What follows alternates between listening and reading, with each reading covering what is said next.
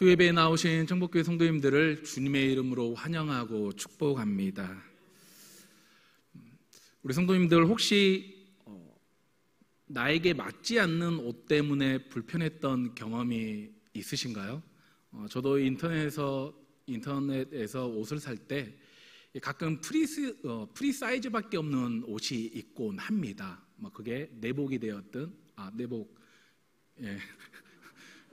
겨울에 레깅스에 있습니다. 내복이 아니고. 네. 그래서 프리 사이즈니까 그래도 맞겠지 하고 주문을 했는데 막상 입어보니까 어때요? 맞지 않아서 당황했던 적이 있습니다. 그래서 그때 깨달은 것이 이 프리 사이즈가 자유롭게 입는 사이즈가 아니라 자유롭게 상처받는 사이즈구나라는 것을 깨달았습니다. 그렇습니다. 이처럼 이 옷이 아무리 비싸고 멋져 보여도 어떻습니까? 내 몸에 맞지 않으면 그 옷은 불편할 뿐이죠. 신앙생활에도 우리에게 맞지 않는 옷이 있습니다. 세상 기준으로는 너무나 멋지고 안전하고 이 성공을 보장하는 것처럼 보이지만 하나님의 기준과 맞지 않는 이 세상의 갑옷을 우리가 입고 살아가는 경우가 있죠. 오늘 본문에서 다윗은 사울이 준 갑옷을 잠시 입었다가 익숙하지 않고 맞지 않자 곧 벗어버리죠.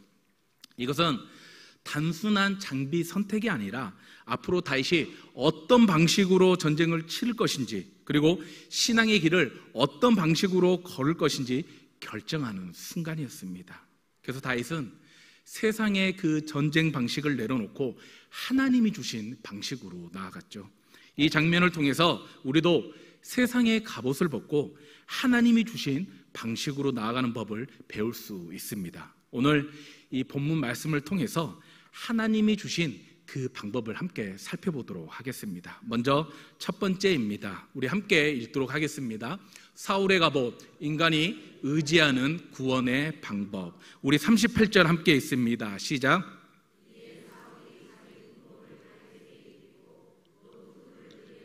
씌우고 또 그에게 갑옷을 입히매. 그렇습니다. 이 사울은 다윗에게 이 왕의 그 권위를 상징하는 최고의 갑옷을 다윗에게 입혔습니다.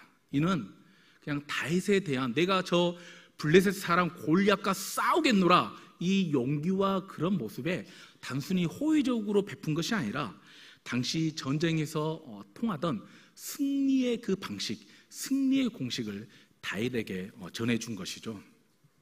당시 이 고대 전쟁은 무기와 갑옷의 무게와 재질에 따라서 승패를 좌우한다고 여겼습니다.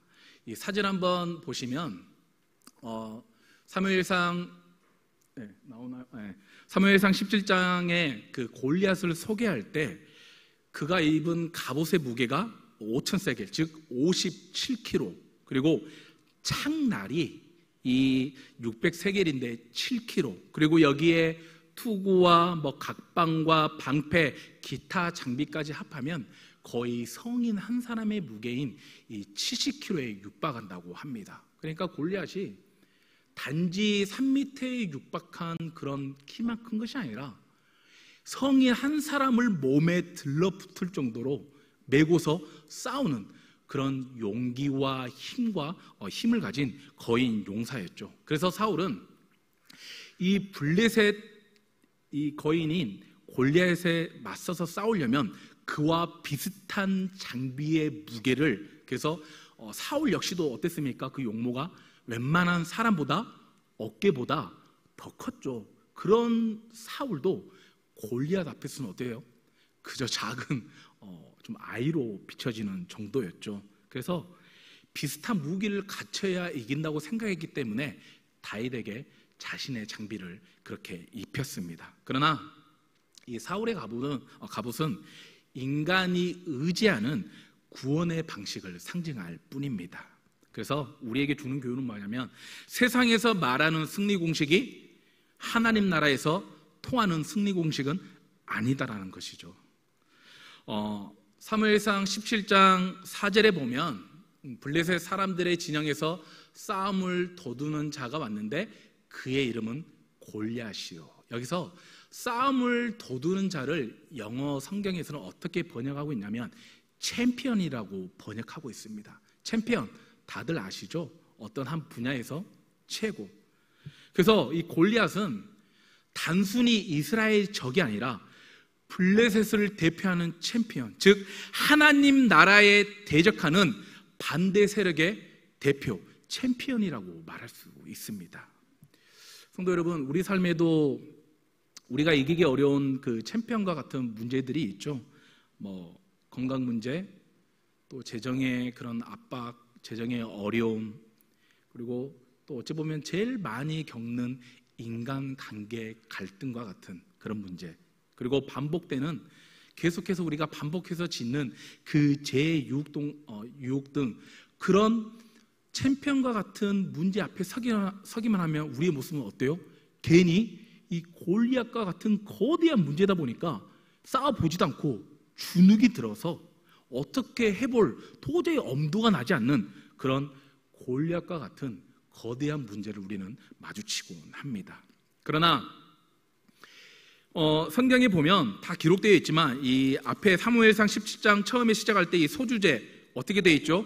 골리앗이 이스라엘의 군대를 모욕하다라고 이 소주제가 되어 있습니다. 그런데 이 새 번역에 17장을 시작할 때 소주제가 어떻게 되어 있냐면 골리앗이 이스라엘에 도전하다라고 번역되어 있습니다. 이 뜻은 무엇입니까? 골리앗이 챔피언이 아닌 누가 챔피언입니까? 바로 하나님의 자녀인 우리가 챔피언입니다. 그래서 기도하는 성도가 챔피언이요, 말씀을 묵상하는 자가 챔피언, 그리고 찬양의 입술이 챔피언임을 믿으시기 바랍니다. 그래서 우리가 도저히 넘을 수 없는 그 거대한 골리앗이 챔피언이 아니라 오히려 그 도전자 입장에서 골리앗은 우리에게 도전하고 있다는 사실입니다. 그래서 우리는 믿음으로 나아갈 때 여러분이 진정한 챔피언임을 믿으시기 바랍니다. 흥미로운 점은 이 골리앗이 40일 동안 이스라엘과 그 이스라엘 하나님을 엄청 모독하잖아요. 야, 이스라엘은 뭐 나와 싸울 자가 없냐? 야, 너희들 챔피언 좀 나와봐. 막 이렇게 40일 동안 모독하고 싸움을 계속 걸지만 흥미로운 점은 뭐냐면 40일간 단 한 명도 골리앗이 사람을 죽인 적이 없다라는 사실입니다. 이것은 무엇을 우리에게 교훈하냐면 골리앗은 그 실체보다 우리에게 두려움이라는 허상을 가져다 줄 뿐입니다.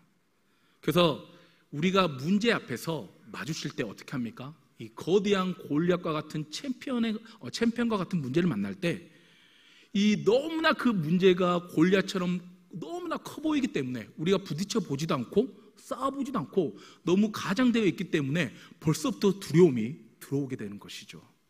그래서 우리 마음에 우리 생각이 무엇이 치고 들어오죠? 결국 나는 질 수밖에 없다라는 그 생각이 우리의 믿음을 무엇시켜버립니까? 마비시켜서 무력하게 만들어버린다는 사실입니다. 실제로는 그 문제가 우리에게 해를 끼치지 못하는데도 불구하고 어때요? 도전자의 그 모습에 그저 나에게 닥쳐오는 그 골리앗과 같은 그 거대한 그 모습에 그 기가 죽어서 싸워보지도 않고 기도라는 챔피언의 타이틀, 말씀이라는 그 챔피언의 벨트, 찬양이라는 그 챔피언의 벨트를 우리는 너무나 쉽게 내려놓게 되는 사실이죠. 저 역시도 신학교 들어가기 전에 남원에 있는 고모네 이제 베델기도회에서 훈련할 때 이게 1000명이 들어갈 수 있는 이제 대성전이 있는데 거기는 이제 뭐 특별한 행사가 아니면 문을 열지는 않는데 그곳에 있다 보니까 이제 밤에 기도를 하러 가게 되죠. 그런데 아무래도 1000명의 그런 수용할 수 있는 규모이다 보니까 혼자서 이제 이제 남은 나머지 직원분들은 저 소성전에 있고 저는 이제 대성전에 있는데 목소리가 살짝 메아리 칩니다. 그러다 보니까 또 이게 기도원이 산자락 아래에 있다 보니까 어때요?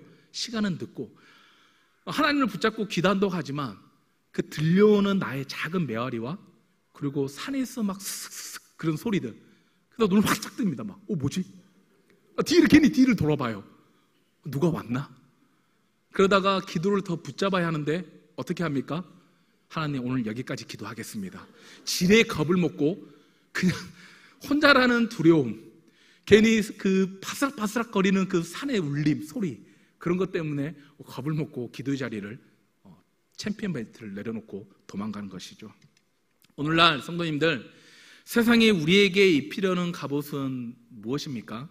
재물과 학력과 성공, 인맥, 직위, 명성, 이런 것들이 없으면 너희들은 세상에서 싸우지 못해, 이런 느낌을 그리고 생각을 가지게 하죠. 그래서 그렇게 우리가 느끼니까 세상이 입혀주는 갑옷을 우리가 입으려고 합니다. 또 심지어 입히지 않아도 우리가 애쓰면서 입으려고 해요. 성공의 갑옷, 명예의 갑옷, 그런 것들을 우리가 애쓰며 입으려고 하죠. 그러나 이 세상의 갑옷은 입으면 입을수록 그 책임감과 여러 가지 때문에 더 무거워지고, 그 무거움이 세상에 드는 성공 방식이라고 말하지만 주님은 우리에게 분명히 말씀하십니다. 우리 마태복음 11장 28절과 30절 우리 함께 있습니다. 시작. 수고하고 무거운 짐진 자들아, 다 내게로 오라. 내가 너희를 쉬게 하리라. 이는 내 멍에는 쉽고 내 짐은 가벼움이라 하시니라. 아멘. 그렇습니다. 오늘 우리 그 믿음의 발걸음을 무겁게 하는 세상의 갑옷을 벗어 던지고 주님이 주시는 그 가벼운 멍에인 신앙의 갑옷을 입고 믿음으로 나아가는 저와 우리 성도님들 되기를 간절히 소망합니다. 두 번째, 우리 함께 읽도록 하겠습니다. 시작. 벗어야 할 갑옷, 믿음의 방식을 선택하라. 네, 우리 39절 함께 읽겠습니다. 시작. 다윗이 칼을 군복이에 차고는 익숙하지 못하므로 시험적으로 걸어보다가 사울에게 말하되 익숙하지 못하니 이것을 입고 가지 못하겠나이다 하고 곧 벗고. 그렇습니다. 다윗은 이 왕이 자기에게 입히는 그 장비가 아무리 최고급으로 제작하고 좋은 재질로 만들었다 할지라도 자신에게 맞지 않음을 다윗은 인식하고 가감히 벗어버렸습니다. 성도님들, 한 가지 좀 묻고 싶은데, 오늘 이 정장 상의가 어떻습니까? 제게 아닙니다. 저기 뒤에 계신 우리 정준 조무사님 자켓인데 제가 오늘 이 설교에 맞춰서 한번 빌려 입고 왔습니다. 멋져 보인다니까 탐은 나는데 제가 정준 조무사님보다는 좀 슬림하지 않습니까? 아니, 무시하는 게 아니죠.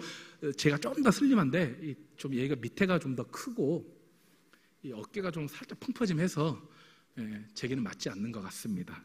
끝나고 바로 돌려드리겠습니다. 이렇게 사울의 갑옷을 벗어던진 이 다윗 행동을 우리는 좀 다른 각도에서 볼 필요가 있습니다.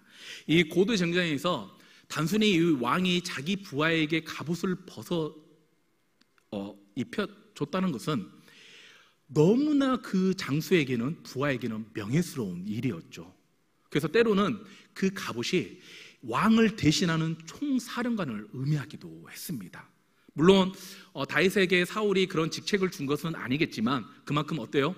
이 사울이 준 왕의 그런 갑옷은 다윗에게 너무나 특별하고 명예스러운 일이었죠. 그러나 다윗은 이 자신에게 익숙해진 사울의 갑옷을 가감히 벗어버렸습니다. 이 장면은 다윗이 세상의 그 방식이나 그 당시 전쟁의 승리 방식을 거부하고 하나님과 다윗이 지금까지 하나님과 함께 걸어온 그 삶 속에서 자신이 익숙해진 믿음의 방식을 선택했다라는 말씀입니다. 여기서 익숙하지 못하다는 의미는 내가 시험해 본 적이 없다, 그리고 경험해 본 적이 없다라는 뜻을 가지고 있습니다. 그러니까 무엇을 우리에게 교훈합니까? 하나님이 우리에게 주시지 않은 방법, 즉 우리가 경험해 보지 않고 우리가 시험해 본 적 없는 그런 신앙생활을 할 필요가 없다는 사실입니다. 지금까지 내가 하나님 앞에 익숙한 그 믿음생활, 기도하고 하나님이 내게 주신 그 신앙의 방식으로 우리는 살아가면 된다는 것이죠. 그런데 이 세상 많은 사람이 어떻습니까? 남이 성공한, 누가 좀 성공했다고 하면 그 관련된 책이나 인터뷰 또 물어보곤 하고 하면서 막 찾아가지고 그 성공한 방식을 그대로 막 따라 하곤 하죠. 그런데 어떻습니까? 거의 대부분 그대로 따라다 보니까 실패하거나 그렇게 무너지곤 하죠. 신앙도 마찬가지입니다. 하나님이 우리 모두에게, 저와 우리 성도님들에게 주신 은사가 다 제각각 다르듯 그 신앙의 스타일도 다 제각각 다릅니다.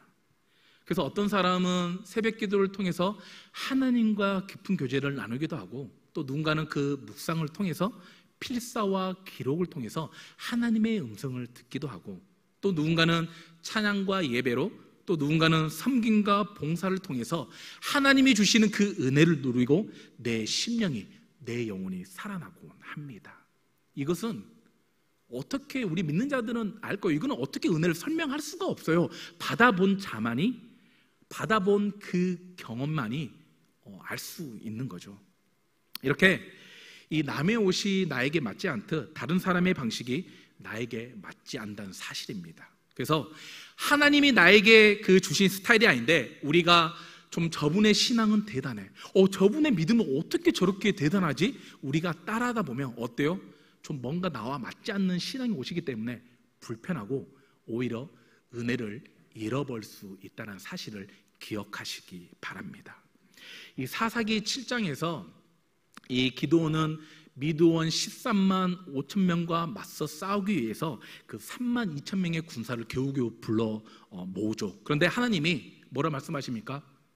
너무 많다, 야 좀 쳐내, 그렇게 많이 필요 없어. 그래서 골라낸 10,000명. 또 하나님이 뭐라 말씀하십니까?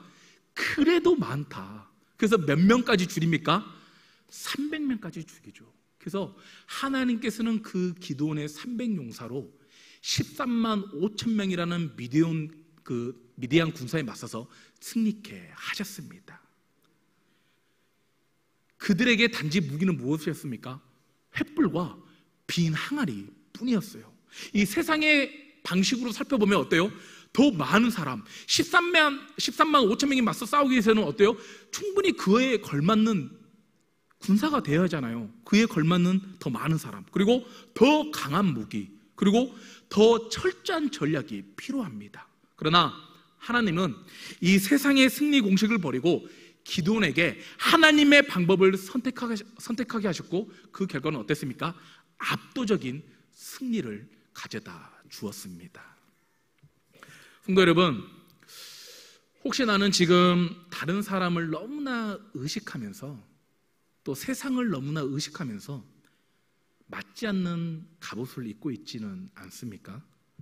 억지로 유지하는 그 인간관계, 그리고 하나님이 내게 맡기지도 않은 그 책임, 그 남이 하니까 따라하는 그 신앙 습관, 주님이 나에게 주신 옷이 아니라면 아무리 다른 사람의 그 신앙의 옷이 좋아 보여도 우리는 가감히 벗을 줄 아는 용기가 필요합니다.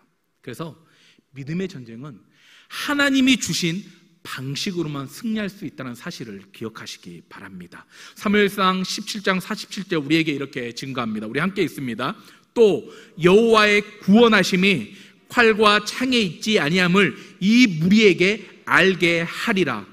전쟁은 여호와께 속한 것인즉 그가 너희를 우리 손에 넘기시리라. 여호와의 구원하심이, 승리가 어디에 있다고요? 세상에 칼과 무기와 창에 있다고 말씀하십니까? 아닙니다. 전쟁은 여호와께 속했기 때문에 그 어떤 우리 전쟁을 하든 간에 그 전쟁의 방식, 하나님이 가르쳐 주시는 그 믿음의 방식을 선택해서 나아가는 저와 우리 성도님들 되기를 간절히 소망합니다.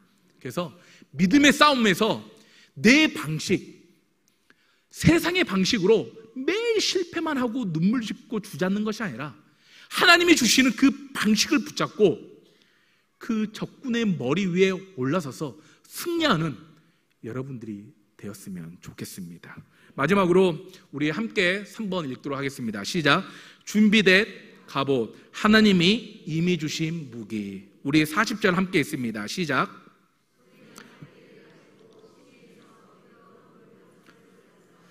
자기 목자의 제구 곧 주머니에 넣고 손에 물매를 가지고 블레셋 사람에게로 나아가니라. 아멘. 다윗은 아까 70kg의 그 장비 도구를 거치고 키가 3m에 육박하는 정말 거인과 같은 그 용사 앞에 나아갈 때 사울의 갑옷을 벗어던지고 무엇을 가지고 나아가고 있습니까? 자기가 평상시 들고 다니는 그 막대기와, 아이고 죄송합니다. 죄송합니다. 시냇가에서 매끄러운 돌 5을 골라서 나아갔을 뿐입니다. 그래서 매끄러운 돌은 제가 뭐 굳이 설명하지 않아도 너무나 잘 아시겠지만, 또 설명하자면 그 매끄러운 돌, 바로 이 시냇가에서 오랜 시간 동안 그 물에 닳아서 닳고 닳아 깨지고 부서지고 그렇게 다듬어진 그런 돌을 의미하죠. 그 돌들은 이미 시냇가에 준비되어 있었고 다윗의 손에 들려주는 순간 무엇으로 변했습니까? 하나님의 승리 도구로 변했다는 사실을 기억하시기 바랍니다. 그런데 여기서 다윗이 물맷돌을 골라서 분명히 가지고 나아가긴 했지만 다윗에게는 이미 오랜 시간 그 물살에 다듬어진 돌처럼 다윗에게는 준비된 무기가 있었습니다. 우리 사무엘상 17장 45절 우리 함께 읽겠습니다. 시작. 다윗이 블레셋 사람에게 이르되 너는 칼과 창과 단창으로 내게 나아오거니와 나는 만군의 여호와의 이름 곧 네가 모욕하는 이스라엘 군대의 하나님의 이름으로 내게 나아가노라. 아멘. 그렇습니다. 다윗은 분명히 막대기와 그 물맷돌을 가지고 나아가긴 했지만 다윗이 그 목동 출신이었잖아요. 그래서 그 17장에도 이제 사울 왕에게 자기의 그 목동 시절을 얘기를 하잖아요. 내가 돌보는 그 양을 공과 사자가 물어갔을 때 어떻게 했다고 얘기합니까? 그냥 한 끼 식사 서비스로 줬다고 얘기하나요? 아니잖아요.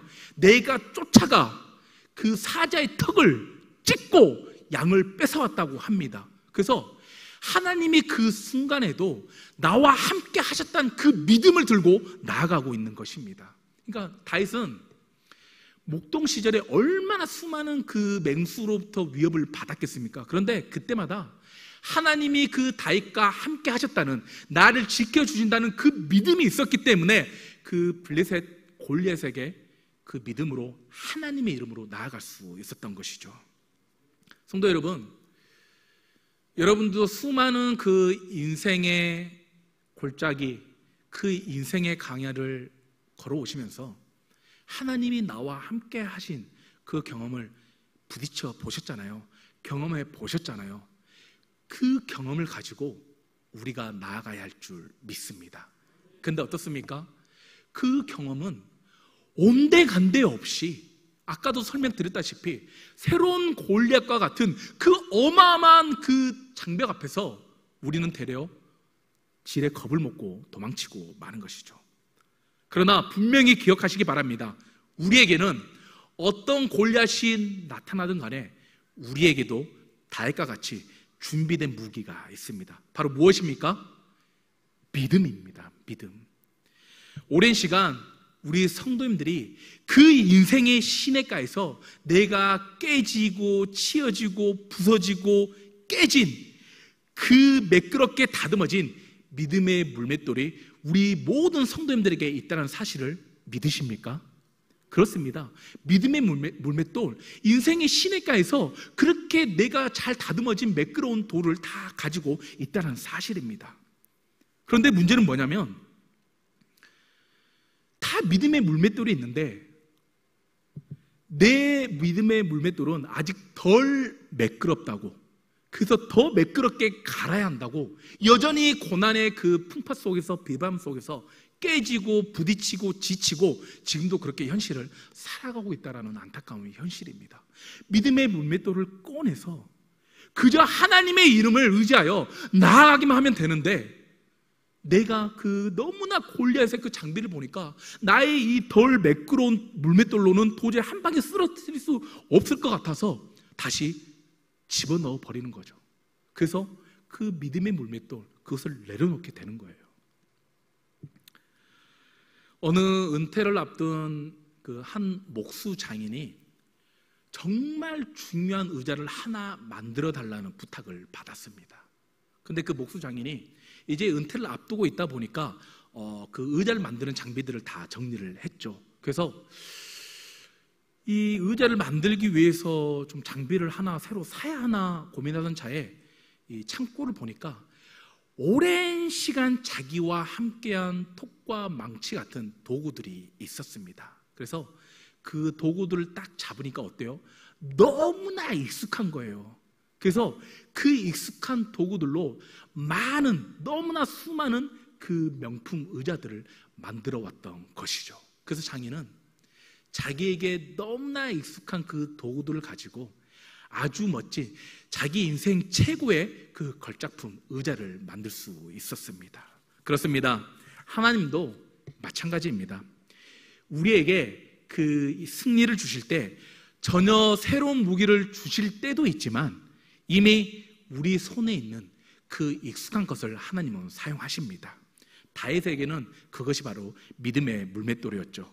그래서 우리에게는 그 물맷돌이 무엇입니까? 어떤 이에게는 성도를 품고 기도하는 것이 그것이 물맷돌이고 입술로 찬양하는 것 그것이 물맷돌이며 누군가에게는 섬김과 헌신 그리고 작은 순종이 그에게 물맷돌이 될 수 있습니다.